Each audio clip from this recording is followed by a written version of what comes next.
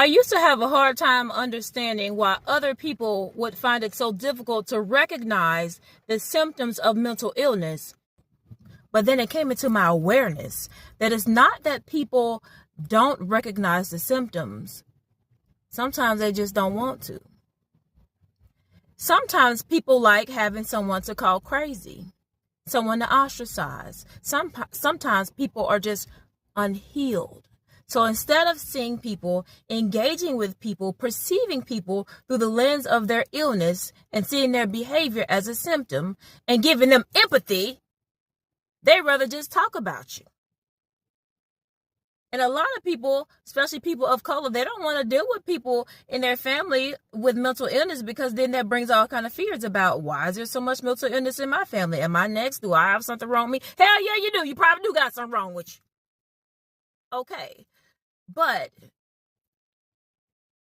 about mental illness, in order to have empathy for a person with mental illness, especially when it's someone you know and someone who has done something against you, there's a certain level of healing that has to take place. And sometimes people who have mental illness, or people period, they do things that are hurtful to us and we don't want to forgive them, baby. Maybe you did that, I don't like it, you ugly, you stink. Okay, the end. But when we acknowledge that the people around us have a mental illness, that gives us honestly a sense of peace, and know that they're not necessarily acting out against us or they hate us, but that they struggle and they live oftentimes in a realm that we do not.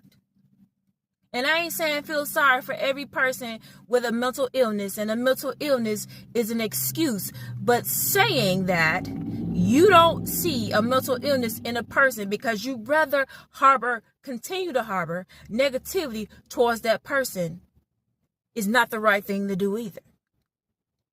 A lot of people, they just want to keep talking about you.